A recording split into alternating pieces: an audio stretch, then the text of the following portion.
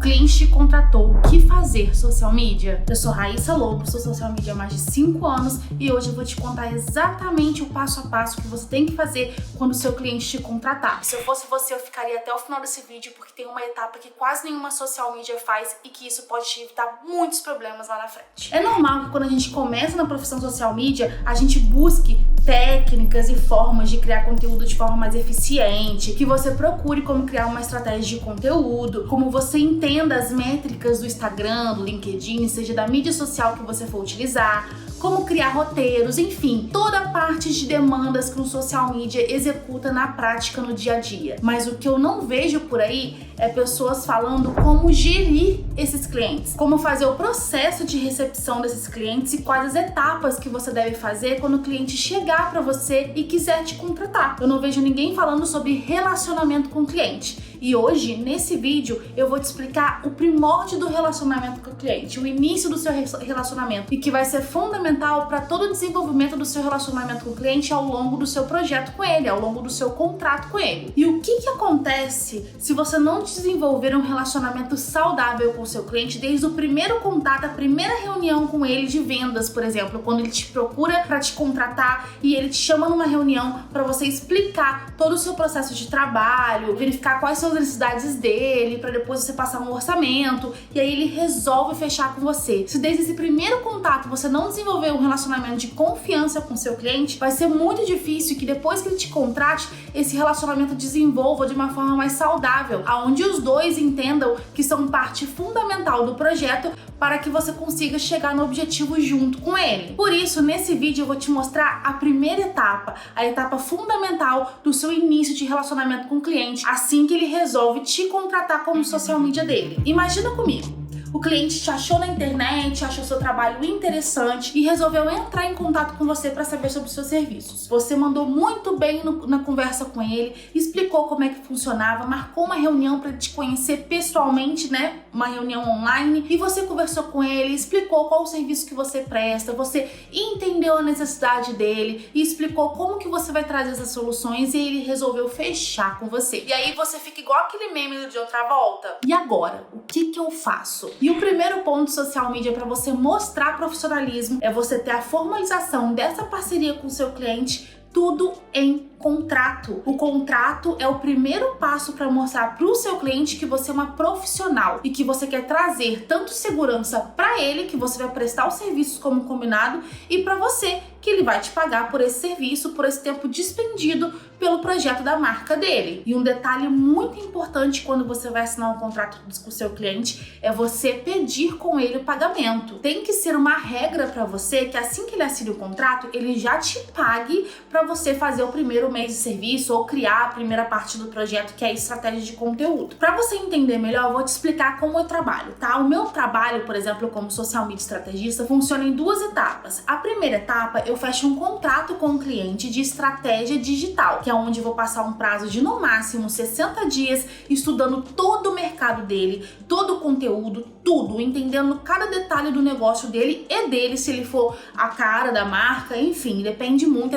Meu trabalho é completamente personalizado. Isso é um contrato pontual, aonde ele vai assinar esse contrato e vai me pagar o valor da estratégia, aonde eu vou montar essa estratégia digital para ele. No final desse contrato, eu vou apresentar para ele essa estratégia, explicar cada passo do que eu elaborei ali, para ele entender o projeto do início ao fim, porque quando o cliente entende o projeto, ele se engaja mais nesse projeto, porque ele entendeu a lógica por trás daquilo tudo. Beleza, quando ele assinou o contrato, ele me pagou esse contrato. Eu apresento a estratégia para ele e pronto, finalizamos aquele contrato. A partir daí, ele tem a opção de ou me contratar para executar essa estratégia que eu montei, ou ele pode contratar uma outra social media apenas para fazer a parte tática, a parte onde vai executar toda essa estratégia que eu montei para ele. E também tem clientes que têm houses e tem equipe de marketing próprio, aonde ele pega essa estratégia e a equipe dele executa. Mas vamos pensar que ele também me contratou para poder executar essa estratégia que eu formulei para ele. Assim, no momento que ele me fala, Raíssa, não, eu quero que você execute também a minha estratégia. Eu faço um outro contrato aonde ele vai assinar e vai me pagar o primeiro mês daquela execução. Nessa segunda etapa do meu trabalho, o meu contrato mínimo é de 6 meses. Então ele vai pegar e vai assinar o contrato aceitando as cláusulas de 6 meses, enfim, tudo isso. Vai me pagar o primeiro mês e eu vou começar a execução. E o nosso combinado sempre será: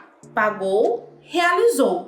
Pagou, realizou. Muito diferente da CLT, que é onde você trabalha e depois paga. E por que eu trabalho dessa forma? Porque nós somos empresa, nós somos empreendedoras. E nada vai garantir que ele vai te pagar no final disso, e pode te dar uma dor de cabeça. E também não há nenhum processo, nenhum litígio que vá fazer retornar todo o tempo que você despendeu da sua vida para traçar a estratégia para ele ou para executar aquele serviço. Imagina você no primeiro mês ele assinou o contrato contigo e aí você vai criar todas as artes, cria todos os textos, agenda tudo, despende o seu tempo, vai lá, deixa de prospectar novos clientes, deixa de atender outro cliente e resolve o contrato como foi combinado. Chega no final desse mês, ele vai e não te paga e rescinde o contrato sem motivo nenhum. O que vai fazer devolver para você esse tempo, essa mão de obra, todo o serviço, toda a dedicação que você teve?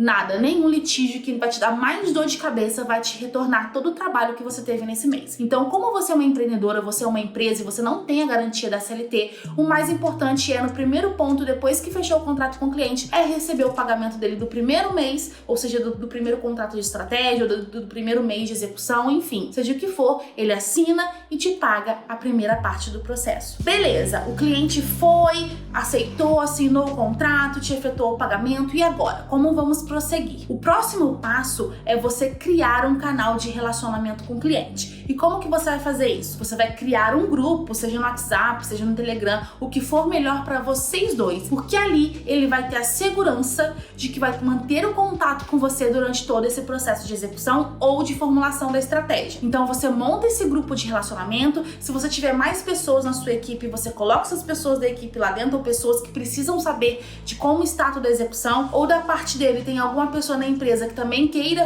fazer parte desse grupo para ajudar ele com essas demandas. Enfim, crie um canal de relacionamento com o seu cliente. Depois que você formou esse grupo, você vai falar com ele lá dentro e com as pessoas que estão lá dentro e vai dizer o quanto você tá feliz com aquele projeto, que você vai dar o melhor, enfim, começar um relacionamento para ele entender que você tá ali e se importa com o projeto dele. Depois disso, você vai enviar os briefings. Por exemplo, aqui na minha agência eu trabalho com vários formatos de briefings. Então, quando um cliente chega, eu mando para ele no Forms mesmo um linkzinho de um briefing de imagem, como que ele pensa que gostaria que fosse a identidade visual dele, um briefing de conteúdo, que é onde eu vou entender quais são os assuntos principais que ele quer falar. O terceiro link é o briefing de posicionamento, que eu vou entender toda a cultura da marca, toda a visão, toda a missão, todos os valores da marca. Eu mandei esse briefing, ok, só que esse briefing, gente, por mais minucioso que você faça esse briefing, ele não vai abranger tudo e não vai tirar todas as suas dúvidas. Então eu indico que você envie esse briefing para o cliente dentro desse grupo de relacionamento e aí você fale com ele: cliente,